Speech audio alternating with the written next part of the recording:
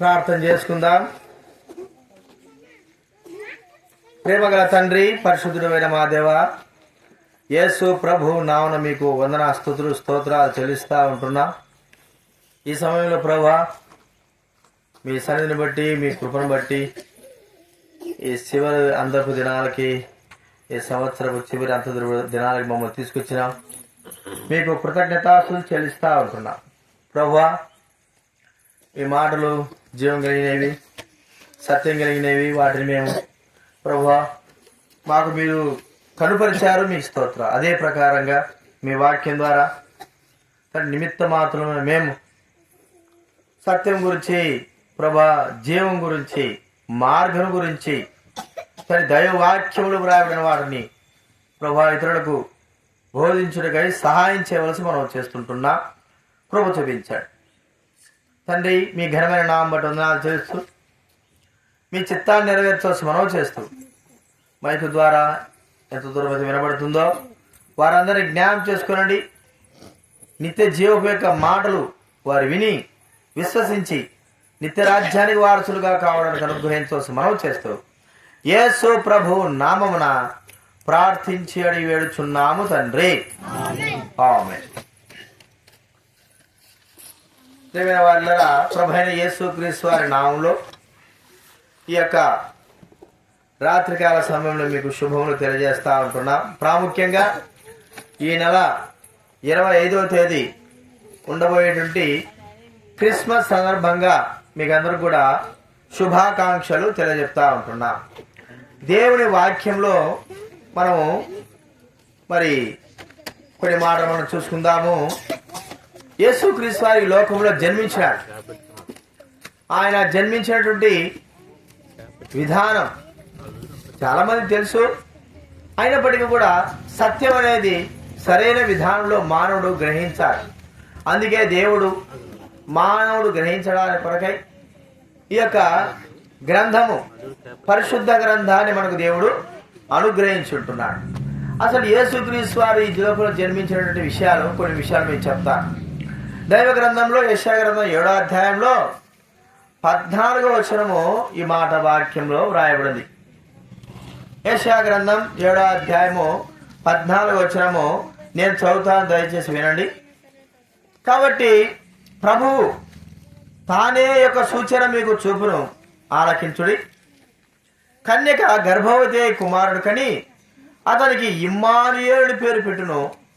కీడును విసర్జించుటకును మేలును కోరుకునుటకును అతనికి తెలివి వచ్చినప్పుడు అతడు పెరుగు తేనెను తినను. ప్రభువు యొక్క సూచన తానే సూచన చూపుతున్నాడు. ఏం సూచన అంటే, కన్యక గర్భవతి అయి కుమారుని కని అతను ఇమ్మానుయేలుని పేరు. ఈ యొక్క ప్రవచనము ప్రభైన యేసు క్రీస్తు వారి గురించి వ్రాయబడిన మాట. ఇమ్మానుయేలు అనగా దేవుడు తోడని అర్థం. యేసు ప్రభు వారికి మరో పేరు ఏంటంటే ఇమ్మానుయేలు. యేసు ప్రభు వారు జన్మించినప్పుడు ఈ సందర్భమే మరి అక్కడ ఉన్నటువంటి దేవదూత ప్రజలైన వారికి చెప్పిన మాట వాక్యంలో వ్రాయబడినది. మత్తయి సువార్త 1వ అధ్యాయం, మత్తయి సువార్త 1వ అధ్యాయము 21వ వచనము 22వ వచనం దయచేసి నేను చదువుతా వినండి. మత్తయి సువార్త 1వ అధ్యాయము 21, 22. ఆమె యొక్క కుమారుని కలను తన ప్రజలను వారి పాపముల నుండి ఆయనే రక్షించును గనుక ఆయనకు యేసు అని పేరు పెట్టుదు అనెను. ఇదిగో కన్యక గర్భవతి కుమారుని కలను ఆయనకు ఇమ్మానుయేలు పేరు పెట్టుదురు చూడండి అని ప్రభు తన ప్రవక్త ద్వారా పలికిన మాట నెరవేరినట్లు ఇదంతయు జరిగారు. ప్రియమైన వారులారా, యేసు ప్రభువారు ఈ లోకంలో జన్మిస్తాడని ముందుగానే ప్రవచనాత్మకంగా ప్రవక్తలైన వారు, మరి పెద్ద బోధకులైన వారు ఏం చేశారంటే దేవుని యొక్క ఆత్మ ప్రకారంగా వారు ప్రవచిస్తూ వచ్చారు. సమస్త లోక మానవాళి కొరకై మరి ఒక రక్షకుడు, విమోచకుడు ఈ లోకంలో ఉద్భవించాలి, జన్మించాలి. ఎలాగంటే ఒక కన్యక గర్భాన జన్మించాలి అని దేవుడే ప్రవక్త అయిన వారి నోట ఆ మాట పలికించాడు. కారణం అనుసరించి యేసు క్రీస్తు వారు ఈ లోకంలోకి వచ్చాడు. 2024 సంవత్సరాల కిందట మరి ఆయన ఈ లోకంలో జన్మించాడు. మనుషుని వలె సశరీరుడుగా మనలాగా మరి ఆయన రక్త మాంసములు కలిగిన వాడి వలె జన్మించాడు. ఆత్మరూపైన దేవుడు, పరిశుద్ధుడైన దేవుడు, సమీపింపరాని తేజస్సులో ఉన్న ప్రభు మానవుని రక్షించడానికి కొరకై ఈ లోకంలో మనుష్యునిగా జన్మించాడు. జన్మించి యేసు అనే పేరుతో ఈ లోకంలో ఆయన జీవించాడు.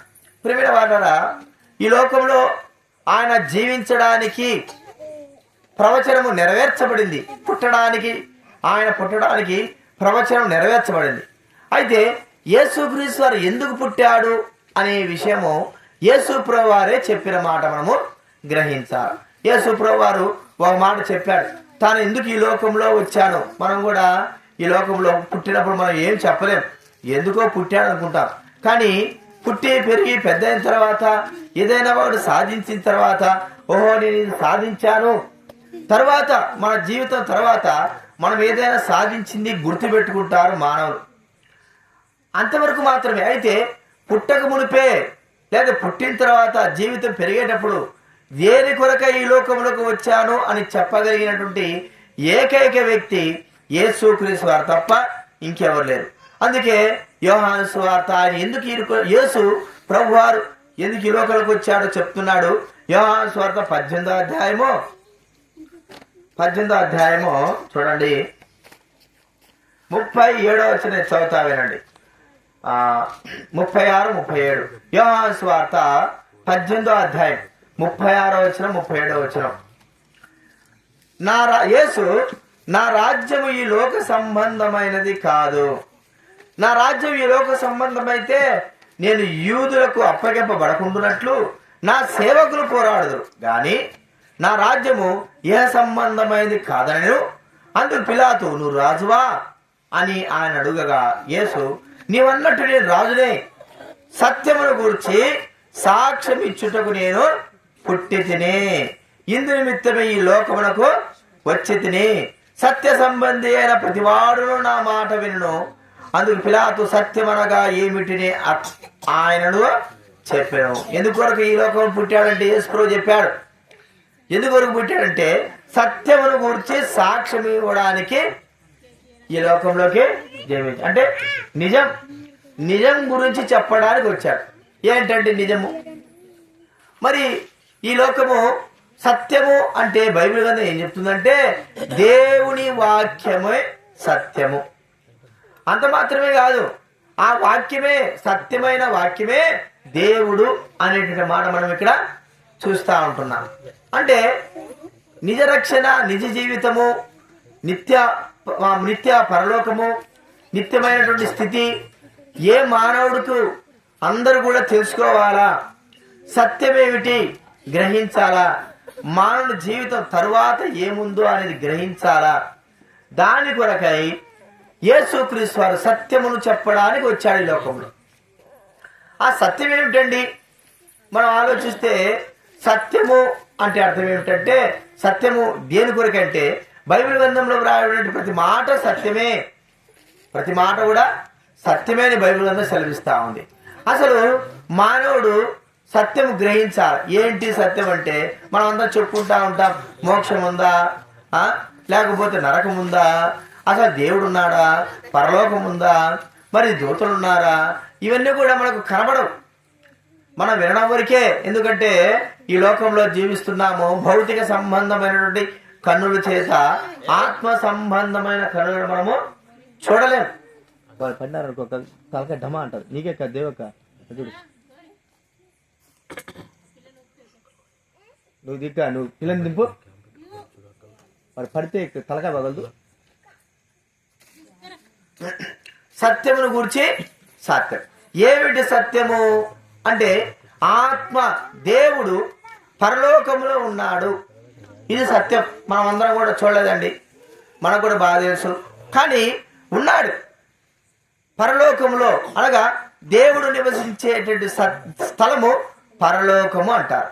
దేవుడు నివసించే స్థలము పరలోకం. మరి ఈ పరలోకంలో దేవుడు ఉన్నాడు అనే దానికి రుజువు ఏమిటంటే ప్రభు అయిన దేవుడు చెప్పాడు, నేను పరలోకము నుండి దిగి వచ్చిన వాడను. చూడండి, బైబిల్ గ్రంథంలో ఉంది, యోహాను సువార్త 3వ అధ్యాయం. యోహాను సువార్త 3వ అధ్యాయము 13వ వచనము నేను చదువుతా వినండి. 3:13. యోహాను సువార్త 3వ అధ్యాయం 13వ వచనం. మరియు పరలోకం నుండి దిగి వచ్చిన వాడే, అనగా పరలోకములో ఉండు మనుష్య కుమారుడు తప్ప పరలోకములకు ఎక్కిపోయిన వాడెవడను లేడు. పరలోకం నుంచి ఎవరు వచ్చారండి? మనుష్య కుమారుడు అంటే ప్రభువైన యేసుక్రీస్తు వారు వచ్చాడు. ఆయన వచ్చింది ఏంటంటే, ఎందుకు వచ్చాడంటే పరలోకం ఉంది, ఈ భూలోకం ఉంది అనేది మనకు బాగా తెలుసు. మనం ఇక్కడ నివసిస్తున్నాం కాబట్టి భూలోకం ఉంది. ఇక భూలోకమే లేదంటే మనం వెర్రివారం అవుతాం.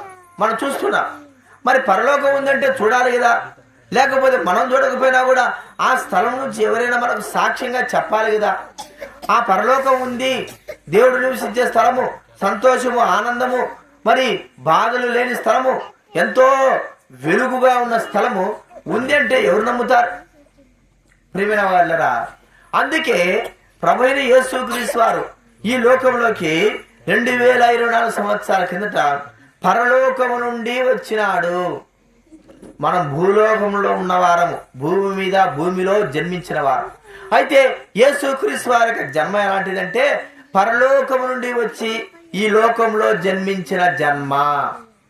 అందుకే ఆయన అన్నాడు, ఏమన్నాడంటే, నేను తిరిగి వెళ్తున్నాను నా తండ్రి వద్దకి, నేను పరలోకం నుండి వచ్చాను, పరలోకంలో తండ్రి దగ్గర ఆ పరలోక రాజ్యము అధికారంలో నుండి నేను ఇక్కడికి వచ్చాను, తిరిగి నేను వెళ్తాను.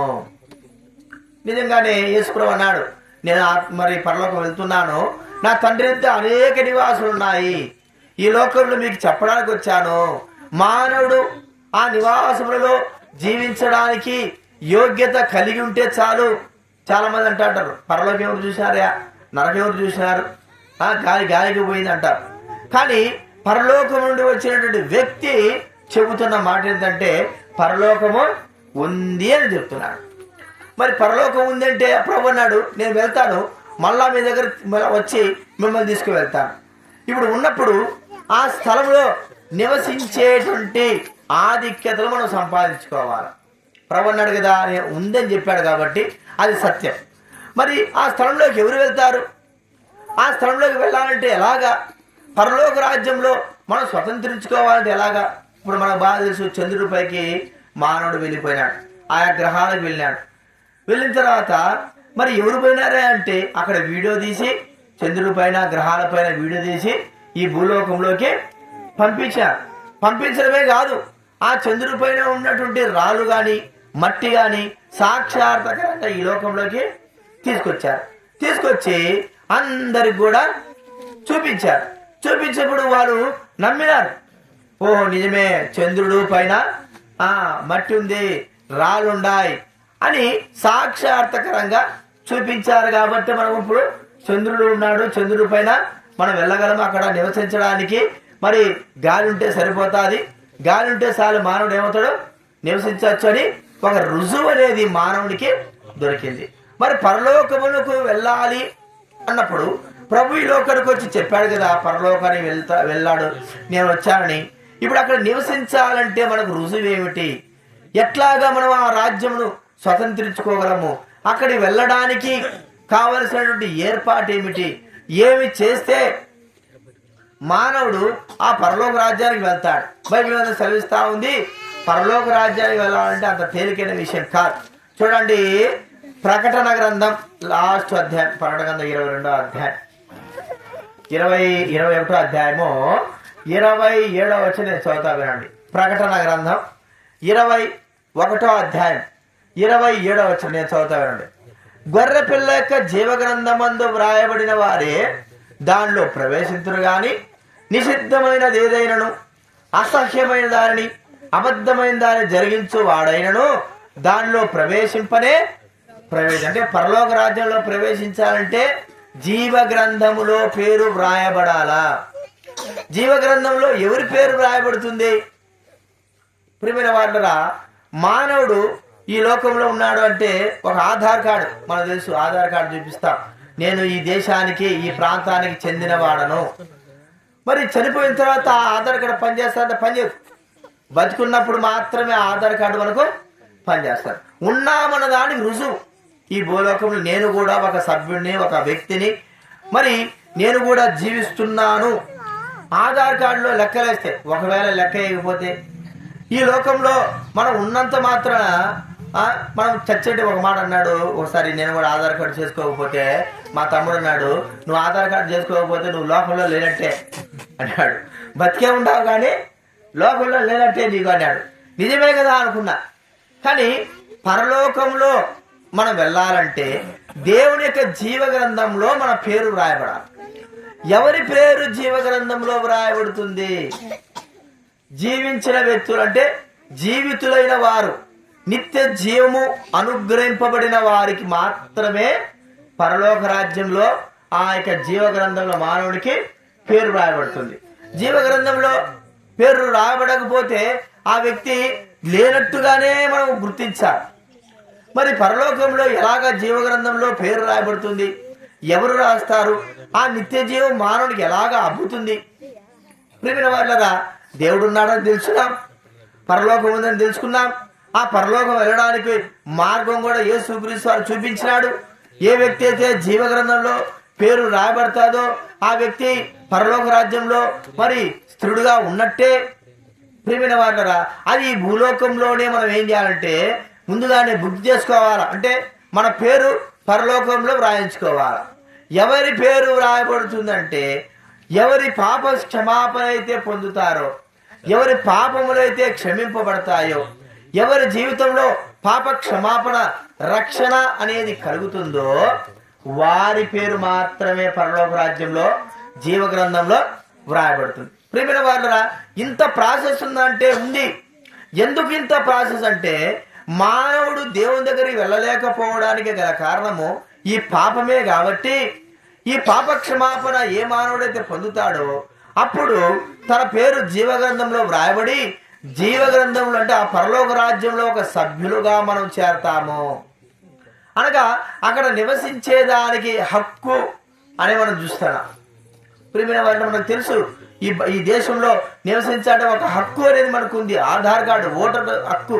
ఇది మనం ఈ లోకంలో ఆ ప్రభుత్వం ద్వారా కావచ్చు, అన్ని విషయాల్లో కావచ్చు, మనం ఏదైతే మరి పొందాలనుకుంటున్నామో ఆ లభ్యము ఏదైతే పొందాలనుకుంటున్నామో వాటన్నిటికీ హక్కుదారులుగా ఈ దేశంలో ఉండాలంటే ఒక ఆధార్ కార్డు ఎలాగైతే అవసరమో పరలోక రాజ్యంలో ప్రవేశించాలంటే మానవుని యొక్క పేరు జీవగ్రంథంలో వ్రాయబడాలి.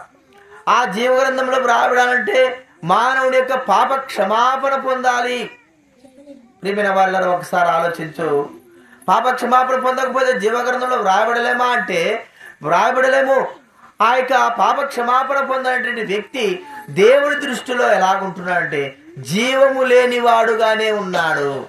అనగా ఈ లోకంలో బ్రతుకుతుంటున్నాడు కానీ జీవం లేని. ఒక మాట ఉంది, నీవు బ్రతుకున్నావు గానే చచ్చిన వాడితో సమానమనే మాట చూడండి. ప్రకటన గ్రంథము 3వ అధ్యాయం. ప్రకటన గ్రంథం 3వ అధ్యాయము 1వ వచనంలో ఒక సంఘముతో సార్దీసు సంఘంతో ప్రభు చెప్తున్న మాట. సార్దీసులో ఉన్న సంఘపు దూతకి ఇలా వ్రాయము, 7 నక్షత్రములను దేవుని 7 ఆత్మలు గల వాడు చెప్పు సంగతులు ఏమనగా, నీ క్రియలను నేను ఎరుగుదును. ఏమనగా జీవించుచున్నావన్న పేరు మాత్రం ఉన్నది గాని నీవు మృతుడవే. అంటే జీవిస్తున్నావు భూలోకంలో, మరి పరలోకంలో కూడా జీవించాలంటే మన పేరు ఆ జీవ గ్రంథంలో అప్పుడే రాయబడాలి. అప్పుడే మనము జీవం కలిగిన వారంగా ఉంటాము. ఇలాగ జీవం కలిగిన వారుగా చెయ్యబడాలి అంటే ఎవరి ద్వారా కాదు కానీ యేసు క్రీస్తు ద్వారానే ఈ లోకంలో జీవం కలిగిన వారంగా మనము చేయబడతాం. కాబట్టి ప్రియమైన వాళ్ళరా, మనం ఆలోచిస్తే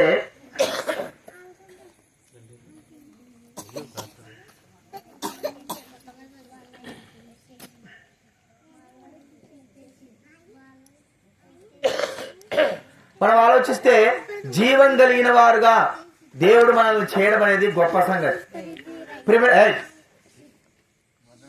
మానవుడు చనిపోయిన స్థితిలో ఉన్నాడు. ఒక మాట వాక్యం రాయబడింది, ఎఫెసీ పత్రికలో వాక్యం రాయబడింది 2వ అధ్యాయం 1వ వచనంలో మానవుని యొక్క ఆత్మస్థితి ఎలాగ ఉంది అని బైబిల్ అని చెప్తుందంటే చూడండి. ఎఫెసీ పత్రిక 2వ అధ్యాయము 1వ వచనం, మీ అపరాధముల చేతను పాపముల చేతను మీరు చచ్చిన వారై ఉండగా ఆయన అనగా క్రీస్తు మిమ్మును బ్రతికించెను. ఆయన మిమ్మును కూడా క్రీస్తుతో కూడా బ్రతికించెను. అపరాధముల చేతను దోషముల చేతను మానవుడు చచ్చిన స్థితిలో బ్రతికే ఉన్నాడు, కానీ చనిపోయిన స్థితిలో బ్రెయిన్ డెడ్ అంటారు చూసారా.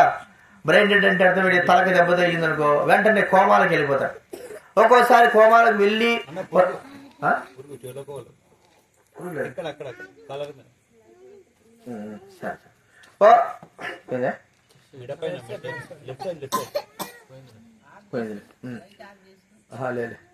ఒకసారి మనం ఆలోచిస్తే బ్రెయిన్ డెడ్ అని మనం చూస్తూ ఉంటాం.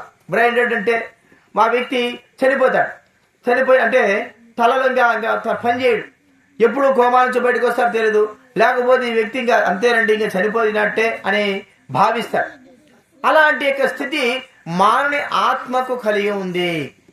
కాబట్టి మానవుడు అలాంటి స్థితిలో ఉన్నాడు, అంటే పాపముల చేతను అపరాధముల చేతను చచ్చినటువంటి స్థితిలో కలిగిన వారంగా ఉన్నాడు మానవుడు. అందుకే జీవము లేనివాడుగా ఉండడం అని మనం గమనిస్తూ ఉంటున్నాం. జీవము లేనివాడుగా, ప్రియమైన వారులారా, జీవము లేనివాడుగానే మనం చూస్తే నిజంగానే మానవుడు జీవము లేనివాడుగానే ఉన్నాడు, నిత్య జీవం పొందలేనివాడుగా ఉన్నాడు. ఈ నిత్య జీవం మానవుడు పొందలేకపోతే మానవుని యొక్క పరిస్థితి ఏమిటి? అందుకే మనం చెప్పుకున్నాం కదా, మానవుడు నిత్య రాజ్యంలో ప్రవేశించలేడు, నిత్య రాజ్యంలో దేవుని దగ్గర ఉండలేడు. దేవుడు ఉన్నాడు, యేసుప్రభు ఉన్నాడు, దేవుడు ఉన్నాడు, పరలోకం ఉంది, మానవుడు నివసించడానికి హక్కు ఉంది. అయితే మానవుని యొక్క పాప క్షమాపణ పొందినవాడే ఆ పరలోక రాజ్యంలో ప్రవేశించేటువంటి బాధ్యత ఉంది. ప్రియమైన వాళ్ళరా, అలాగా ఒక వ్యక్తి ఆ మోక్ష రాజ్యమునకు వెళ్ళినాడు అంటే పాపక్షమాపణ పొందినటువంటి మానవుడు దేవుని సందులో ఉండడానికి అర్హత కలిగిన వాడు. చూడండి, లూకాసు వార్త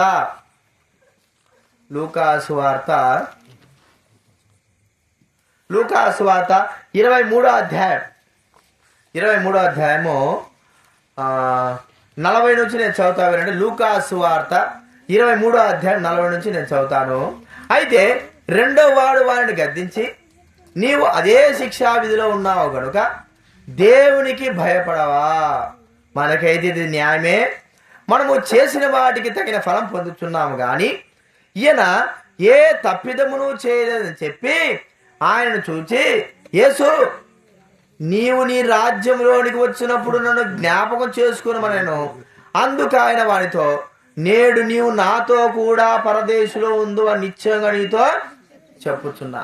చూడండి, యేసు ప్రభువు వారు సమస్త లోక ప్రజల కొరకై పాప పరిహారం కొరకై చనిపోతున్నప్పుడు ఆయనతో పాటి దొంగతనము హత్యలు జరిగించినటువంటి ఇద్దరిని సిలువ వేశారు. వారు ప్రభువుని అంటున్నాడు, ఓ ప్రభువా, ఒక వ్యక్తి నువ్వు రక్షించుకో, మమ్మల్ని కూడా రక్షించు అనేట్టు మాట్లాడుతున్నాడు. తన తప్పుకు శిక్ష పడిందని గ్రహింపు లేకుండా మరో వ్యక్తి అంటున్నాడు, మనము చేసిన దానికి ఇది న్యాయంగానే మనకు శిక్ష వస్తుంది. అయితే ఈయన అనగా యేసుప్రభువు వారు ఏ తప్పిదం చేయలేదు.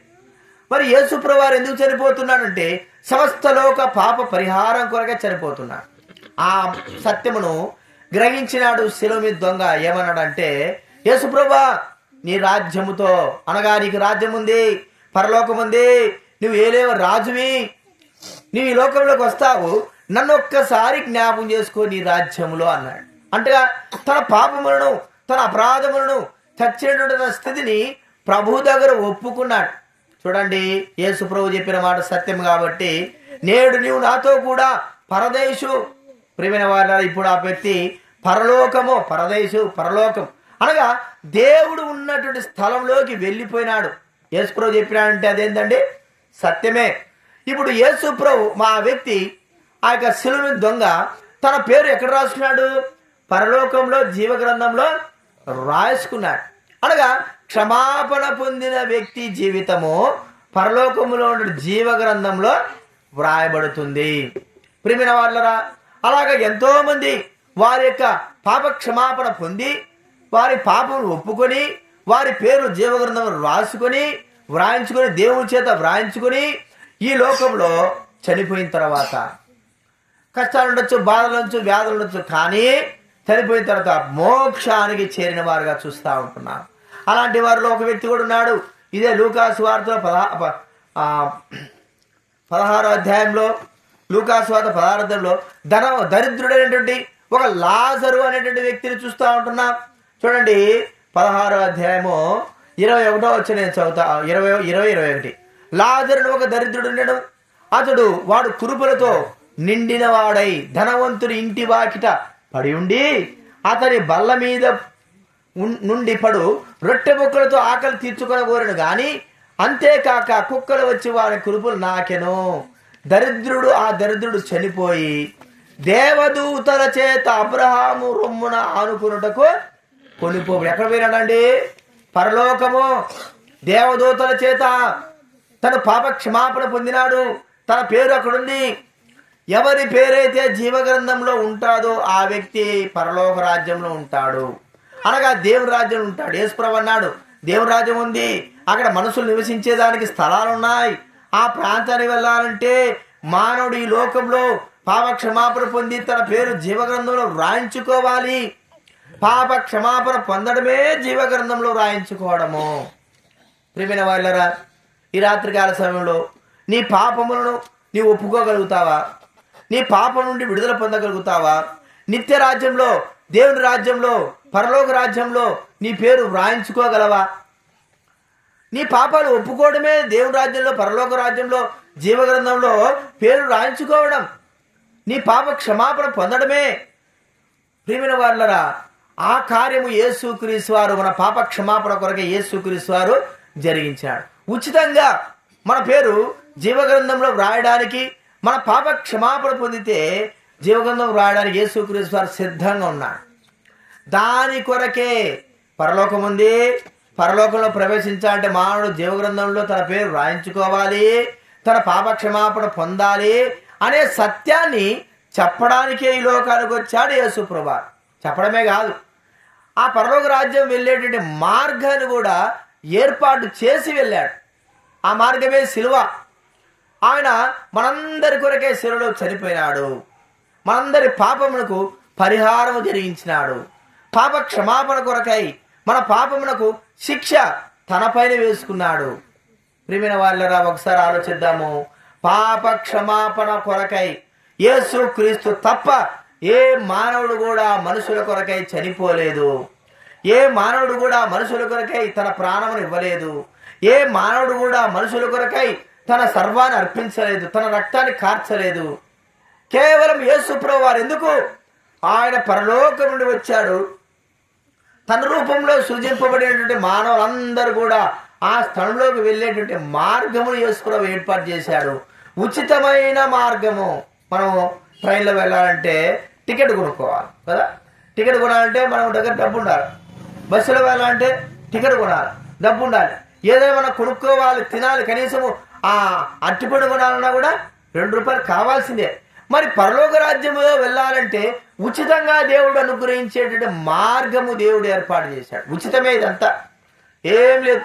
కేవలం కృపను బట్టే మానవులకు పరలోక రాజ్యానికి వెళ్ళేటువంటి అర్హత, బాధ్యతను దేవుడు అనుగ్రహించాడు. ఈ భూలోకంలో ఏదైనా పార్కులు కానీ లేకపోతే ఏదైనా చూడదగ్గ విశేషాలు ఉంటే అవి ఎంత డబ్బు కట్టినా కూడా వాటికి రుసుము అనగా డబ్బు చెల్లించి టికెట్ కొనుక్కొని వెళ్ళాల్సినటువంటి పరిస్థితి మన దేశంలోనే అనుకుందాం.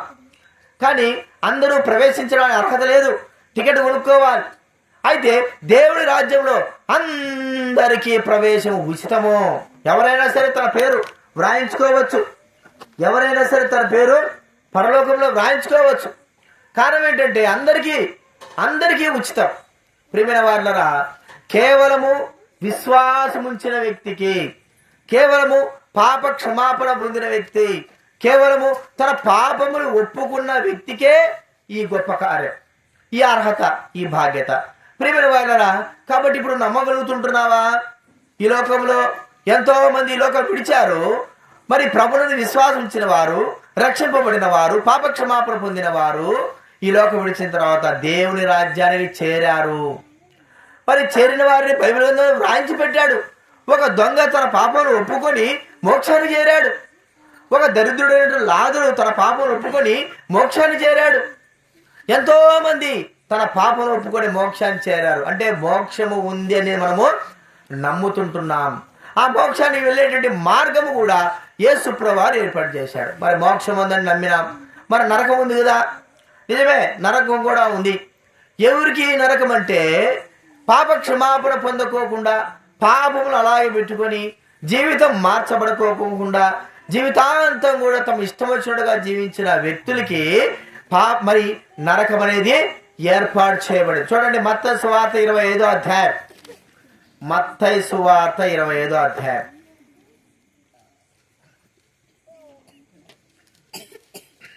41వ వచనం. మత్తయి సువార్త 25వ అధ్యాయము దయచేసి 41వ వచనం చదవండి ఎవరైనా. నేను చదువుతాను, మీకు కనపడదు, నేను చదువుతాను. అప్పుడు ఆయన ఎడమ వైపు ఉన్న వారిని చూచి, శపింపబడిన వారులారా, నన్ను విడిచి అపవాదికిని వారి దూతలకును సిద్ధపరచబడిన నిత్యాగ్నిలోనికి పోవుడి. శపింపబడిన వారులారా, ఒక దినం ఉంది, పాపమును అలాగే ఉంచుకొని అపవాదిక క్రియలు నడుచుకొని పాప క్రియలు నడుచుకొని జీవితాంతం కూడా ఇష్టమైనటువంటి పాపమును అనుభవించేటువంటి వ్యక్తులకి ఉన్నటువంటి స్థలం ఏంటంటే నరకము. ఇది గత కొన్ని సంవత్సరాల కిందట కూడా మరి జపాన్లో ఉన్నటువంటి బయలుపడే వారికి కూడా దేవుడు దర్శన రూపకంగా ఆ యొక్క నరకము ఉంది అని చూపించాడు. నరకం ఉంది. మానవుడు అతి భయంకరమైన శిక్షావిధి కలిగినటువంటి నరకం. ఈ భూలోకంలో అతి భయంకరమైన శిక్షావిధికి ఆ దినాల్లో రోమా ప్రభుత్వ కాలంలో కావచ్చు, ఇంకా ఆ ప్రభుత్వాల్లో ఎట్లుండేయంటే శిక్షలు భయంకరంగా ఉండేవి. మనకు కూడా తెలుసు, మన భారతదేశంలో కూడా అండమాన్ నికోబార్ దీవులు ఎట్లుండే శిక్షలు. ఇప్పుడు జైలు కాదంట, మన ప్రయాణికులు చూసే స్థలంగా మార్చారు. మనకు అండమాన్ జైలు అంటే ఒక అనుకునేవాళ్ళం, అంటే నిత్య శిక్ష, ఇంకా ఆడికి వెళ్ళిపోయినంటే అంతేవాడు. అండమాన్ జైలుకి వెళ్ళినప్పుడంటే ఇక చనిపోయినట్టు కానీ మనం ఆలోచిస్తాం. నిజంగా అలాంటి పరిస్థితులు ఉన్నాయి. మరి ఎందుకు శిక్షలు పడుతున్నాయి? మానవుడు ఎందుకు శిక్షకు కారణమవుతున్నాడు? తాను చేసే పాపములే తనను పట్టుకున్నాయి. ప్రియమైన వాళ్ళరా, ఆ పాపాలు పట్టుకునే ఈ భూలోకంలో పాపానికి శిక్ష పడుతుంది. ఎలాంటి శిక్ష? ఏ మానవుడు కూడా పాపం నుంచి తప్పించుకోవడానికి వీలే లేదు. ఎవరైనా సరే మానవుడు జరిగించే పాపములను ఉండి ఏ మానవుడు కూడా తప్పించుకోవడానికి వీలే లేదు. ప్రియమైన వాళ్ళరా, మరి ఎలాగా ఆ పాపములు ఏం చేస్తున్నాయంటే మానవుని ముందు మభ్య పెడతాయి, సంతోషపరుస్తాయి, ఆనందపరుస్తాయి, చివరికి మానవుని యొక్క మరణానికి కారణమవుతాయి పాపములు.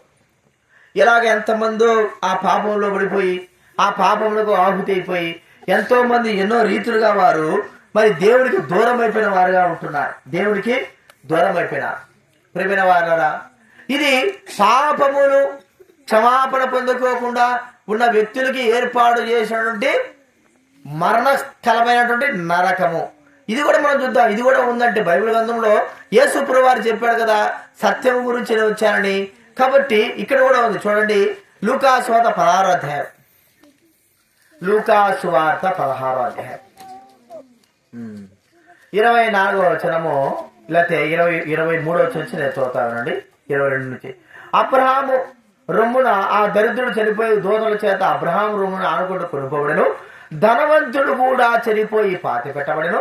అప్పుడతడు పాతాళంలో బాధపడుచు కన్నులెత్తి దూరం నుండి అబ్రహాము రొమ్మున అతని రొమ్మున ఆనుకుని ఉన్న లాజరును చూచి, తండ్రివైన అబ్రహామా, నా యందు కనికరపడి తన వేలి కొనను నీళ్ళలో ముంచి నా నాలుకను చల్లార్చుటకు లాజరును పంపుము. నేను ఈ అగ్ని జ్వాలలో యాతన పడుచున్నానని కేకలు వేసి చెప్పారు. ఎక్కడికి వెళ్ళిపోయాడంటే నరకము, పాతాళుని స్థలంలోకి ఒక ధనవంతుడైన వ్యక్తి తన జీవితంలో చివరి దినం తర్వాత వెళ్ళిపోయినాడు. ఈ లోకమంతా ముగించుకున్నాడు, వెళ్ళిపోయాడు. ఎందుకయ్యా అక్కడికి వెళ్ళాడు? ఏమిటి? దరిద్రుడు పరలోకం పోయాడు ఏమిటి? ధనంతుడు నరకానికి పోయాడు ఏమిటి? ఏమిటి యొక్క వ్యత్యాసం అంటే ధనవంతుడు అక్కడ చెప్పబడిన మాట ఏంటంటే 25వ వచనంలో, అందుకు అబ్రహాము, కుమారుడా, నీవు నీ జీవిత కాలమందు నీకు ఇష్టమైనట్టు సుఖము అనుభవించితివి. ఇదే కారణం. ఇష్టమైన జీవితం అనుభవించిన వాడు, ఇష్టమైన జీవితం అనుభవించకూడదా అంటే అనుభవించవచ్చు, కానీ అది ఏమై ఉండాలి? ఆ యొక్క ఇష్టమైన జీవితం ఏమేమి ఉండాలి? అందరిని బాధించేదిగా ఉండేదా? తను బాధపడు. చూడండి, మనకు ఎవరైనా సిగరెట్ తాగుతున్నారు అనుకో, నా ఇష్టమయ్యా సిగరెట్ తాగుతాను అంటారు. అయితే మనం ఏం చెప్తాము? నీ ఇష్టమే కావచ్చు, కానీ ఇతరులకు అది హానికరము కాకూడదు. నువ్వు తాగుతున్నావు, ప్రజల మధ్య తాగుతున్నావు, ఆ పొగ ఏం చేస్తుంది? పడని వారికి ఎంతో కారణం చేస్తారు. నువ్వు మందు తాగుతున్నావు, ఇతరులు కూడా ఏం చేస్తాడు? మందు తాగేటాడు ఇతరులు కూడా బాధపడతాడు కదా. ఫుల్గా మంది ఎక్కువైపోతే ఏం చేస్తాడు చెప్పండి? మాకు తెలిసినట్టు ఒకడు ఉన్నాడు. మేము అక్కడ బీకే బుచ్చాడి కంట్రీ కానీ బిఎన్ కంట్రీగా పుత్తూరు దగ్గర సేవ చేస్తాడు. ఎవరొస్తాడు? చాలా రోజులు అప్పట్లో మేము ఉన్నప్పుడు 21 సంవత్సరం ఇంజనీర్ అయిపోయింది. తాగుడు కలవాడిపోయాడు. ఒక్కసారి తాగినాడంటే ఇక అయిపోయాడు. రోడ్లో ఎవడు పోకూడదు, రోడ్లో నిలబడతాడు. ఆ మత్తు దిగిపోయేంత వరకు ఏం చేస్తాడు తెలుసా? రోడ్లో పోయే వాళ్ళందరినీ గెలుపుకుంటుంటాడు. బైక్లో పోయే వాళ్ళు కూడా బాగా, మా మందిరం చర్చి ముందు బైక్లో పోతుంటే వాడు పక్క ఊరిని పట్టుకొని లాగాడు. ఆ బైక్ కూడా పడినాడు, వీడు పడినాడు కిందకి. ఇక వాడు లేచి తన్నింది. వాడు ఊరుకున్నాడు. ఆ మత్తు దిగిపోయేంత వరకు ఏం చేస్తాడు చెప్పండి? ఆ దారిన వాడు ఉన్నాడంటే ఎవరు నాయన వీడు ఉన్నాడురా, ఊరికి మనకు నష్టం కలిగజేస్తాడని భయపడేవారు. ఇప్పుడు బాగానే ఉన్నాడు, అట్లా మంచి ఉద్యోగం చేసుకుంటున్నాడట. కారణం ఏమిటి? పాపము. తమ ఇష్టమైన జీవితము. లోకములో అలాగున్నారు మనుషులు.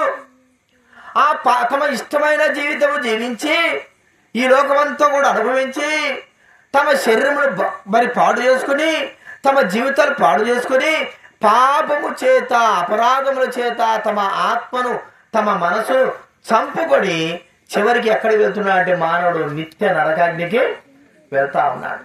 అదే స్థితి ఉన్నాడు ఇక్కడ. ఆ వ్యక్తి ఎక్కడ పోయినట్టు నిత్య నరకాగ్ని వెళ్ళినాడు ధనవంతుడు.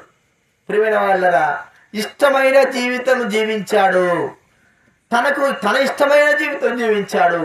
తన ఇష్ట ప్రకారంగా, అంటే పాపము ఎట్లా చేయమంటాడు చేస్తూ వచ్చాడు. నా ఇష్టం అన్నట్లుగా జీవిస్తూ వచ్చాడు. చివరికి తాను చేసిన పాపాలు తననే పట్టుకున్నాయి. నిత్యము ఆ పాపం నుండి స్థలము నిత్య నరకము, ఆ స్థలంలోకి మానవుని తీసుకుని వెళ్ళినాయి. ప్రభు అన్నాడు, మీరు అంటే యేసు ప్రభు అన్నాడు, పాపములు క్షమింపబడిన వ్యక్తి యొక్క స్థలం ఎక్కడంటే నరకం. యేసు ప్రభు చెప్పాడు, మీ పాపాలు క్షమింపబడకపోతే నేను వెళ్ళు చోటికి మీరు రానే రారు. చూడండి, యోహాను సువార్త 8వ అధ్యాయం. యోహాను సువార్త 8వ అధ్యాయం 21వ వచనం నేను చదువుతా వినండి. 21 వచ్చి, మరి ఒక్కప్పుడు ఆయన, నేను వెళ్ళిపోతున్నాను, మీరు నన్ను వెతుకుతురు కానీ మీ పాపములోనే ఉండి మీరు చనిపోదురు, నేను వెళ్ళు చోటికి మీరు రాలేరని వారితో చెప్పారు. పాపములో ఉండి చనిపోతే ఎక్కడికి వెళ్ళలేరండి? మోక్షానికి, దేవుని సన్నిధికి వెళ్ళలేరు. కాబట్టి పాపములో ఉండి చనిపోయిన వ్యక్తి నిత్య నరకాగ్నిలోనికి వెళ్తాడు. ప్రియమైన వాళ్ళ ఎంతో మంది తమ జీవితాలు పాడు చేసుకున్నారు. ఎంతో మంది తాము మరి ఎన్ని చెప్పినా కూడా వినలేకపోయినారు. తమ ఇష్టం వచ్చినట్టుగా తమ ఆత్మను చంపుకున్నారు. పాపముల చేత, అపరాధముల చేత తమ ఆత్మను చంపుకున్నారు, తమ మనసును చంపుకున్నారు, తమ హృదయాన్ని చంపుకున్నారు. చివరికి వారి యొక్క స్థలము, వారి ఆత్మ యొక్క స్థలం ఎక్కడికి వెళ్ళిందంటే నిత్య నరకాగ్నికి.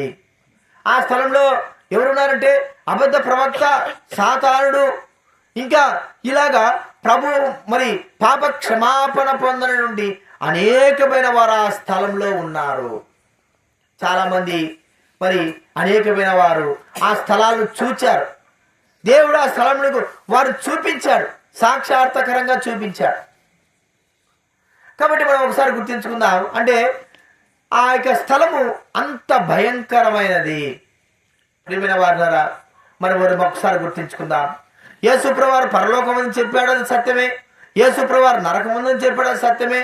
పరలోకానికి వెళ్ళడానికి కొరకై మానవుడు ఏర్పాటు చేయవలసిన మరి నడవలసిన మార్గము, తన పాపం నుంచి విడుదల పొందాలి, విడుదల పొందకపోతే ఏ మానవుడు కానీ ఎంతటి వాడైనా సరే పాప క్షమాపణ పొందకపోతే నిత్య రాజ్య ప్రవేశం పొందలేరని యేసుప్రభువు వారు చెప్పారు.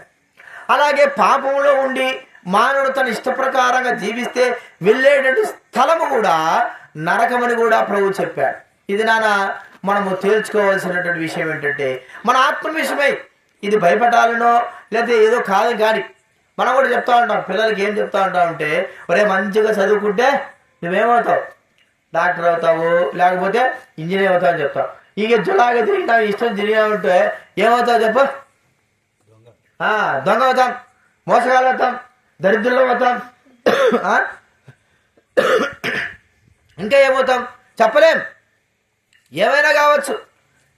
నరహంతకులమైపోతాం. ఎందుకు? చెప్పిన మాట వినకపోవడము. మంచి మార్గంలో నడుస్తే మంచిగా ఉంటావురా, చెడు మార్గంలో నడిస్తే నశించిపోతావరని మనమే మన పిల్లలైన వారికి, మంచి వారికి, ఇతరులకు చెబుతామే. మన పాప విషయమై, మన ఆత్మ విషయమై, మన జీవిత విషయమై ప్రభువైన యేసుక్రీస్తు వారు ఖచ్చితంగా సత్యంగా చెప్పాడు. ఏ మానవుడైతే పాప క్షమాపణ పొందుతాడో ఆ మానవుడు నిత్య రాజ్యంలోకి వెళ్ళడానికి అర్హత, బాధ్యత కలిగిన వాడు. ఆ వ్యక్తి అక్కడ నివసించడానికి, అక్కడ ఉండడానికి అర్హత సంపాదించుకున్నవాడు, పాప క్షమాపణ పొందినవాడు, మరి జీవగ్రంథంలో తన పేరు రాసుకున్నవాడు. అలాంటి వారు ఉన్నారు కదా, చూపించిన దేవుడు. యేసు ప్రభువు కాలంలోనే ఒక వ్యక్తి పరలోక రాజ్యంలోకి అనగా పరదేశంలోకి వెళ్ళిపోయినాడు దేవునితో పాటు. మరి ఇంకొక వ్యక్తి కూడా దరిద్రుడైన వాడు, లాజరు వ్యక్తి, ఆ వ్యక్తి కూడా ప్రభువునందు విశ్వాసం ఉంచి తన పాపములను ఒప్పుకొని విడిచిపెట్టడం ద్వారా తాను కూడా పరలోక రాజ్యానికి వెళ్ళాడు, ప్రభువుతో పాటు ఉన్నాడు. మరి పాపములు ఒప్పుకోకుండా, విడిచిపెట్టుకోకుండా జీవితంలో అలాగే కొనసాగించి నా ఇష్టము అనుకున్నటువంటి ఒక వ్యక్తి, ధనవంతుడైన వ్యక్తిని చూస్తే తన ఇష్ట ప్రకారంగా జీవించి నిత్యపు నరకాగ్నికి వెళ్ళినాడు. ఆ శిలువ మీద దొంగ కూడా, ఇంకొక దొంగ కూడా తాను పాప క్షమాపణ పొందలేదు, తాను కూడా మరి నరకానికి వెళ్ళాడు. అనగా ఆ పాపమును ఒప్పుకోకుండా, విడిచిపెట్టుకోకుండా అది అలాగే ఉంచుకోవడం ద్వారా జరిగినటువంటి పరిణామం ఏమంటే తమ ఆత్మలను ఆ పాపములే తీసుకుని వెళ్ళి నిత్య నరకాగ్నిలో త్రోసివేస్తున్నాయి. ఇది ఒకసారి నువ్వు గమనించు, నీ జీవితాలు గమనించు. నీ పాపముల విషయమై, నీ ఆత్మ విషయమై, నీ జీవితం విషయమై ఏమని ఆలోచిస్తుంటున్నావు? ఈ లోకం శాశ్వతమనే మనకు తెలుసు. మనమే శాశ్వతం కానప్పుడు ఈ లోకం ఏమిటి శాశ్వతం? మన ఇల్లులు కానీ, కుటుంబం కానీ, పిల్లలు కానీ, మన డబ్బు కానీ ఏదైనా శాశ్వతమా? ఏది శాశ్వతం కాదే. మనకు తెలుసు మనిషి ఎట్లా వచ్చినాడో, దిగంబరిగా వచ్చాడు, దిగంబరిగా అని తెలుసు. అయితే పోయేటప్పుడు నువ్వు ఏమి కూర్చుకొని వెళ్తావు, ఏమి సంపాదించుకొని వెళ్తావు, తర్వాత ఏముందో మానవుని మరణం తర్వాత ఏముందో యేసు ప్రభువు వారు స్పష్టంగా చెప్పాడు. తన పాపములను ఒప్పుకున్న వ్యక్తి నిత్య రాజ్యంలో వెళ్తాడు, అక్కడ నివసిస్తాడు. పాపములు అలాగే ఉంచుకొని మరి పాపములు అలాగే జీవిస్తున్న వ్యక్తి నిత్య నరకములోకి వెళ్తాడు. పాపములే ఆ వ్యక్తిని అలాగే తీసుకుని వెళ్తాయి. ఇవి సత్యం. ఇవి చెప్పడానికే యేసుక్రీస్తు వారి లోకానికి వచ్చాడు. ప్రియమైన వాళ్ళరా, ఇది నీవు ఒక్కసారి గమనించు. నీ పాపముల విషయం నువ్వేం ఆలోచిస్తుంటున్నావు? ఒకప్పుడు బాగానే ఉండొచ్చు, మంచిగా తీపిగానే ఉండొచ్చు, బాగానే ఉండొచ్చు, కానీ ఒకనొక దినాన మరి అది మనకెంతో కీడును కలగజేస్తుంది. మనకు తెలుసు, చిన్న విషయమే. ఆ స్వీట్ ఎక్కువ తినామనుకో ఏమవుతుంది చెప్పండి? తింటా ఉంటే షుగర్ వస్తుంది. బాగుండాలి, తీపిగా ఉండాలి, తింటే ఏమవుతుంది? మరణము వస్తుంది. అంటే షుగర్ ఉన్న వ్యక్తులు ఏం తినకూడదు? తీపి తినకూడదు. సుగుణమ్మ అని ఒక ఆమె ఉన్నారు. మేము నెల్లూరులో సేవా తరపులు ఉంటే సుగుణమ్మ మంచి విశ్వాసాన్ని ఆమెకు షుగర్ ఉంది. ఏదైనా సరే ఆమెకు ఏదైనా కష్టం వచ్చి చెప్పుకోదాల. షుగర్ ఉంది. ఏం చేసిందంటే షుగర్ ఉన్నా కూడా సీతాఫలం పండు తినింది. ఏం పండుంది? ఎవరు ఏదైనా తెలుసు కానీ సీతాఫలం పండు మాత్రమా తినకూడదు. అది జాగ్రత్త. అసలు షుగర్ ఉన్న వాళ్ళు అస్సలు తినకూడదు. అది హై అయిపోయింది. అది తిన్న వెంటనే ఆమెకి ఏమైపోయింది? షుగర్ అయిపోయింది, మూతంతా ముద్దు బారిపోయింది. వెంటనే ఆమె అన్కాన్షియస్లోకి వెళ్ళిపోయింది. అంత షుగర్ ఎక్కి వెళ్ళిపోయింది. అంటే ఒక్క రోజులనే ముందు రోజు తిన్నది, మరుసటి రోజు ఏమైపోయింది? పైకి మద్రాసు వెళ్ళే లోపల సుగుణమ్మ చనిపోయింది. ఎట్లా చనిపోయింది అంటే సీతాఫలం కూడా తినిపోయి తీపి కోసం పోయి తన జీవితాన్ని ఏం చేసుకుంది? పాడు చేసుకున్నాడు. అంటే మనము ఏదో లోకంలో బాగుంటుందని అనుకుని మనం ఏదైనా ఇదే బాగుంటుంది అనుకుంటే ఒక దినాన ఇదే మన జీవితాన్ని మన నష్టానికి కారణమవుతుంది. ఆలోచించండి ప్రియమైన వాళ్ళ పాపము ఒక దినాన నిన్ను ఎంత ఎంత స్థితిలో తీసుకువెళ్తుందంటే నీ జీవితాన్ని పాడు చేస్తారు. గత కొన్ని సంవత్సరాల కిందట మరి మా జీవితంలో కూడా మా కుటుంబంలో కూడా జరిగిన విషయం. మా నాన్న కూడా మరి తను సూపరింట్ పని చేసేవాడు, మంచిగా పలుకుబడి ఉన్న వ్యక్తే. మరి ఎప్పుడు త్రాగుడు బీడీలు ఇవే తన యొక్క లోకం, తన జీవితం పాపం. ఎన్ని దినాలు మరి తను రిటైర్డ్ అయిపోయిన తర్వాత ఎన్నో సంవత్సరాలు కూడా అలాగే తన జీవితం జీవించాడు. తన పాపం వదిలిపెట్టుకోలేదు. చివరికి ఏమైపోయినాడంటే 2 నెలలు మరి మా అత్తకాడుండి మా అవ్వకాడుండి 2 నెలలు అన్నం తినకుండా తాగేసినాడు, ఫుల్గా తాగినాడు. ఏమవుతుంది అంటే ఇన్ని రోజులు తాగినా కదా ఇది ఒక్కట నన్ను ఏం చేస్తుంది అనుకున్నాడేమో. 2 నెలలు అన్నమే తినలే. చివరికి ఏమైంది అసలు బక్కగా అయిపోయాడు, ఏం లేదు, అన్నం పోవడానికి కూడా లేదు, అట్టయిపోయింది. వెంటనే హాస్పిటల్ తీసుకుపోయినాం. ఎన్ని హాస్పిటల్ చూపించినా కూడా 2-3 హాస్పిటల్ చూపించినాం, పెద్ద హాస్పిటల్. ఏ ప్రాబ్లం. వాళ్ళు అన్నారు వారం కంటే ఈ వ్యక్తి ఎక్కువగా బ్రతకడు, ఇక మీరు తీసుకురావాల్సిన అవసరం లేదు. ఎందుకంటే ఫుల్గా ఈ ఊపిరితిత్తులు నల్లగా అయిపోయినాయి. ఏంటి బీడీలు తాగి సిగరెట్లు తాగి సారాయి తాగి సారాయి అంటే అప్పటి కాలంలో ఏంటి బీర్లు కూడా కాదు, నాటు సారాయి తాగి తన జీవితంతో పాటు చేసుకున్నాడు. ఎన్నిసార్లు చెప్పినా కూడా తను విననే వెళ్ళాడు. చివరికి తన మరణం వచ్చింది, దగ్గరకు వచ్చింది. తన పడక మీద పడుకున్నాడు. మరి ప్రేమిన వల్ల ఎన్నోసార్లు అనుకున్నాడు చివరి దినాల్లో చూసుకోవచ్చులే అనుకున్నాడు. కానీ చివరి దినాల్లో కూడా తన జీవితమును బాగు చేసుకోలేనటువంటి దౌర్భాగ్య స్థితిలోకి వచ్చేసినాడు. చివరికి యేసు ప్రభువా పాపములు క్షమించు అడగలేనటువంటి నోరు లేనివాడుగా చేయబడ్డాడు. తాను మరణించినాడు. ప్రియమైన వాడు తన పాపములు తను నిత్య నరకాగ్ని తీసుకుని వెళ్ళినాయి. ఒక్కసారి ఆలోచించు, మానవుడు తన పాపం వల్లనే నరకానికి పోతున్నాడు కానీ మరో దాని వల్ల కానే కాదు, ఎవరి వల్ల కూడా కాదు, తన పాపముల వలననే. ఆ పాపములు తీసివేయడానికే యేసుక్రీస్తు వారు ఈ లోకంలోకి వచ్చి ఉంటున్నాడు. మానవునికి విడుదల విమోచన కలగజేశాడు. తాను చనిపోయి యేసు ప్రభువారు శిలువ మీద చనిపోయి మనకు జీవాన్ని ప్రసాదించాడు. యేసు ప్రభువారు తన శరీరం పైన మరి కొరడా దెబ్బలు తిన్నాడు మన పాపముల కొరకే. మన పాపములన్నింటినీ కూడా ఆయన శిలువ పైన భరించాడు మన కొరకే. యేసు ప్రభువారు ఇంత గొప్ప కార్యం జరిగించి చనిపోయి సమాధి చేయబడి లేచాడు. నిత్య జీవం ఉంది, నిత్య నరకం ఉంది అని సత్యమును బోధించినాడు. ఏ వ్యక్తి అయితే పాప క్షమాపణ పొందకోకుండా ఉంటాడో ఆ వ్యక్తి నిత్య నరకంలో వెళ్తాడు. ఏ వ్యక్తి అయితే తన పాపమును క్షమించుకుని ఆ క్షమింపను వేడుకుంటాడు, క్షమాపణ కోరుకుంటాడు, క్షమింపబడతాయో ఆ వ్యక్తి పరలోక రాజ్యం వెళ్తాడు. ఎలాగ క్షమింపబడతాదండి? ఉచితం అని చెప్పారు కదా. ఎలాగా క్షమాపణ కలుగుతుందంటే కేవలం నమ్మకము విశ్వాసము ద్వారా. నమ్మకం ఏమిటండి? నమ్మకం అంటే మన పాపాల కొరకు యేసు ప్రభువారు ఈ లోకానికి వచ్చాడని, మన పాపాల కొరకే చనిపోయినాడని, మన పాప శిక్ష తనపైన వహించుకున్నాడని ఏ వ్యక్తి అయితే హృదయపూర్వకంగా నమ్ముతాడో అంతే. ఇదేం అవసరం లేదు, కులాలు మార్చుకోవాలి, మతాలు మార్చుకోవాలి, పేరు మార్చుకోవాలి, ఏది కాదండి. మన పాపాల కొరకే వచ్చి చనిపోయాడని నమ్మితే చాలు, మన పాపాలు క్షమిస్తాడు. యేసు ప్రభువారు మన ఆత్మను క్షమిస్తాడు, మన ఆత్మకుంటున్న రోగాన్ని తీసివేస్తాడు, పాపపు స్థితిని తొలగిస్తాడు. మనం ఎప్పుడైతే పాప స్థితి తొలగింపబడుతుందో మన పేరు జీవగ్రంథంలో వ్రాయబడుతుంది. ఈ లోకంలో బతికినాళ్ళు మనకు దేవుడు జీవించినాళ్ళు జీవిస్తాము. తర్వాత ఈ లోకం విడిచిన తర్వాత దేవుని దగ్గరికి వెళ్తాం. కాబట్టి పరలోకం ఉంది, నరకలోకం ఉంది.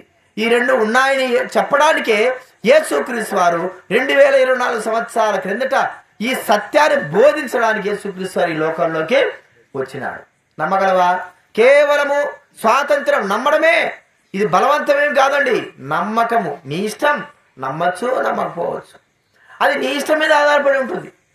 నీ ఆత్మ విషయమై నువ్వు ఆలోచిస్తే, నీ పాపముల విషయమై నువ్వు ఆలోచిస్తే, నా పాపములు ఇంత భయంకరమైనవి కదా, వీడి ద్వారా నాకు శిక్ష తప్పదు అని నువ్వు అనుకుంటే ఖచ్చితంగా పాప క్షమాపణ పొందాల్సిందే. లేదు నా ఇష్ట ప్రకారం నేను జీవిస్తానంటే అది కూడా దేవుడేమి బలవంతం చేసేవాడు కానే కాదు. దేవుడు మానవుడికి స్వేచ్ఛ ఇచ్చినాడు. ఈ భూలోకంలో మనమే ఏం చేస్తున్నాం చెప్పడం, మన పిల్లలకి స్వేచ్ఛ ఇస్తున్నాం. నీ ఇష్టం వచ్చిన పో, నీ ఇష్టం వచ్చి తిరుగు. 11-12 సంవత్సరాలు వస్తే పిల్లలకి ఏమి ఇస్తారు చెప్పండి? స్వేచ్ఛ. ఇప్పుడు కూడా ఇస్తున్నారు కదా, ఏం చేస్తారు చెప్పండి? పిల్లలు దారిపడి తిరిగి ఎట్టబడితే అట్ట పోవద్దురా అంటే ఏం చేస్తారు పిల్లలు? ఇక్కడ ఆలయకి పోవద్దురంటే ఆలయకే పోతాం, వాళ్ళింటికాడ పోవద్దురంటే వాళ్ళకి వాళ్ళతో ఆడుకోవద్దురంటే వాళ్ళతో తల్లు తింటా అంటారు. ఎందుకు చెప్పినా కూడా వాళ్ళకి స్వేచ్ఛ, గమ్ము కాము ఉంటారు. ఇంకా పోయే కొద్దీ, వయసు పెరిగే కొద్దీ మానవుడి స్వేచ్ఛ ఎక్కువైపోయింది. జీవితంలో ప్రభువు కూడా స్వేచ్ఛ ఇస్తున్నాడు. నమ్మకు అది నీ ఇష్టం. నమ్మితే నిత్యరాజ్యం, ఒకవేళ నువ్వు పాపంలో అలాగే ఉంటే నిత్య నరకం అంతే. కాబట్టి ఆ ప్రభువైన యేసునందు నువ్వు విశ్వాసం ఉంచు, నీవు రక్షింపబడతావు, మోక్షానికి వెళ్తావు. నీ కుటుంబం కూడా రక్షింపబడుతుంది, మోక్షానికి వెళ్తుంది. కాబట్టి మీ నిమిత్తం మేము ప్రార్థిస్తాము. ప్రార్థన చేసుకుందాము. ప్రేమగల తండ్రి, మహాపరిశుద్ధుడైన దేవ, యేసు ప్రభు నామమున మీకు కృతజ్ఞతాస్తుతులు చెల్లిస్తా ఉంటున్నాం. ఈ యొక్క రాత్రికాల సమయంలో ప్రభువా, సత్యం గురించి చెప్పడానికి, సత్యం గురించి వివరించడానికి మీరు ఈ లోకానికి వచ్చావు. ఆ సత్యం ఏమిటంటే మోక్షం ఉంది, నరకం ఉంది, మానవులకి చెప్పడానికి వచ్చావు. మోక్షం వెళ్ళడానికి కొరకై మానవుడు పాపక్షమాపణ పొందితే నిత్యరాజ్యంలో ప్రవేశిస్తాడని చెప్పావు. పాపక్షమాపణ పొందకపోతే ఆ పాపములే మానవుడిని నరకానికి తీసుకువెళ్తానని సెలవిస్తూ వచ్చావు. ప్రభువా, పాపక్షమాపణ మరి పొందినటువంటి వ్యక్తి, ఆ దొంగను దొంగను మేము చూడగలుగుతుంటున్నాం. దరిద్రుడు లాజరును చూడగలుగుతుంటున్నాం. వారు పాపక్షమాపణ పొందారు, వారి పేర్లు జీవగ్రంథంలో రాబడ్డాయి, వారు నిత్యరాజ్యంలో ప్రవేశించారు ప్రభువా. అయితే పాపక్షమాపణ పొందకోకుండా ప్రభువా, పాపంలో అలాగే ఉంచుకొని ఈ లోకం విడిచినటువంటి ఆ ధనవంతుడి విషయం ఆలోచిస్తే తన ఇష్ట ప్రకారంగా జీవించి పాతాళంలోకి వెళ్ళిపోయాడు. దానికి కారణం తన పాపాలే, ఎవరో కాదు, తన పాపాలే దానికి కారణం. నిజంగా ప్రభా, ఈ సత్యాన్ని మాకు చూపించావు, మాకు వినిపించావు, దైవగ్రంథం రాయించావు. అదే సత్యం యొక్క మాటలు ప్రజలందరూ కూడా తెలుసుకోవడానికి కొరకాయి దేవుని వాక్యమును ప్రభా చెప్పడానికి చూపిన కృపకై స్తోత్రాలు. అందుకే లోకానికి వచ్చావు ప్రభా, అంతేగాని ఇంక వేరే దానికి దేనికి రాలేదని సత్యము ప్రజలు గ్రహించుడుగా అనుగ్రహించండి ప్రభా. మా తండ్రి నాటి ప్రతి మొక్క పెళ్ళగింపబడును అన్నావు. నిత్య జీవానికి ఎంతమంది అయితే నిర్ణయింపబడ్డారో వారందరూ రక్షించండి, వారందరికీ పాప క్షమాపణ దయచేయండి, వారందరికీ మారు మనసు దయచేయండి ప్రభా. తమ పాపం ఒప్పుకొని విడిచిపెట్టడానికి సాయం చేయండి. తమ పాపం వల్లనే మానవుడు చచ్చని స్థితిలో ఉన్నాడని దైవగ్రంథం సెలవిస్తా ఉంది. కాబట్టి మానవుడికి పాప క్షమాపణ పొందడానికి కొరకై మీరు ఈ లోకంలో మా కొరకై చనిపోయినారు ప్రభా. మా పాపమును భరించారు, మా యొక్క పాప శిక్షణ వహించుకున్నారు, మా శాపాన్ని భరించారు, చనిపోయారు, సమాధి చేయబడ్డారు, మా రక్తమంతటి కూడా కార్చేశారు. ఈ లోకంలో తిరిగి మూడో దినాన లేచారు, సజీవుడివై మమ్మల్ని రక్షించడానికి, మమ్మల్ని విమోచించడానికి, మమ్మల్ని పాపక్షమాపణ కలిగించడానికి సజీవుడే లేచారు. ఏ వ్యక్తి అయితే హృదయపూర్వకంగా తమ పాపం మీద ఒప్పుకుంటాడో, క్షమించమని వేడుకుంటాడో ఆ వ్యక్తిని క్షమించడానికి సిద్ధంగా ఉన్నందుకు మీకు కృతజ్ఞతలు చెల్లిస్తూ ఉంటున్నాం. రక్షించండి, కనికరించండి ప్రభా. వారికి అన్నిటికంటే ప్రాముఖ్యమైన పాప క్షమాపణ ఆశీర్వాదం మానవుడు పొందడానికి సహాయం చేయి ప్రభా. కృప చూపించండి ప్రభా. వారి కుటుంబాలు రక్షించండి, నిత్య రక్షణ ఆశీర్వాదం దయచేయండి. వారి కుటుంబాల పిల్లల్ని, పంటల్ని, పశువుల్ని ప్రభా సంపూర్ణంగా విన్న వారందరూ, ఇక్కడ కూర్చున్న వారందరూ కూడా పరిపూర్ణంగా నిత్యము మీరు ఆశ్రయించండి. మీరు ఆశ్రయిస్తే ఎన్నటన్నిటికీ ఆశ్రయింపబడుతుంది. అది మానవుడి కష్టం వల్ల కాదు, మీరు ఆశ్రయిస్తే ఆశ్రయింపబడుతున్నటువంటి సత్యము ప్రజలు గ్రహించుటకు అనుగ్రహించున్నాయన కనికరించండి. ఆశీర్వాదకారకుడైన మీ దగ్గరికి రావడానికి అనుగ్రహించండి ప్రభా. మీ చిత్తాన్ని నెరవేర్చండి ప్రభా. ఇన్ని దినాలుగా సహాయపడ్డారు, మరి మీ దాసు సంశేఖర జ్యోతకర బట్టి స్తోత్రాలు, కుటుంబాన్ని బట్టి వందనాలు. ఒక సంవత్సరంలో జరిగిన పరిచయం వారు ఈ సంవత్సరంలో జరిగింది, మీకు స్తోత్రాలు చెల్లిస్తూ ఉంటున్నా. పిల్లలు దీవించి ఆశ్రయించండి. వారు కూడా ఆత్మీయంగా ప్రభా ముందు కొనసాగే బిడ్డలుగా ఆత్మీయ ఎదుగుదల కలిగి ఉండగా దైవవాక్యానుసారంగా జీవించడానికి వారికి కూడా హృదయంలో కార్యం జరిగించండి. బిడ్డలు దీవించండి, ప్రతోషమే తీర్చండి, వారి కుటుంబ సభ్యులు రక్షించండి. వచ్చిన వారందరూ బట్టి స్తోత్రాలు, పిల్లల్ని, పెద్దల్ని, అందరినీ, వృద్ధుల్ని అందరినీ దీవించి ఆశ్రయించండి ప్రభా. మీ చిత్తాన్ని మమ్మల్ని మేము అప్పచెప్పుకుంటున్నాం. 25వ తేదీ జరిగేటువంటి క్రిస్మస్ సందర్భంగా మీటింగ్ కూడా దీవించండి. ఆ దినాన్ని రాబోతున్నటువంటి మీ దాసులైన వారిని మీరు దీవించి ఆశ్రయించవలసి మీరు వేడుకుంటున్నాం, కనికరించండి. అందరు కూడా ఆహ్వానిస్తుంటున్నాం ప్రభా. అందరూ కూడా రావడానికి, నిత్య జీవంలో ప్రవేశించడానికి సహాయం చేయండి.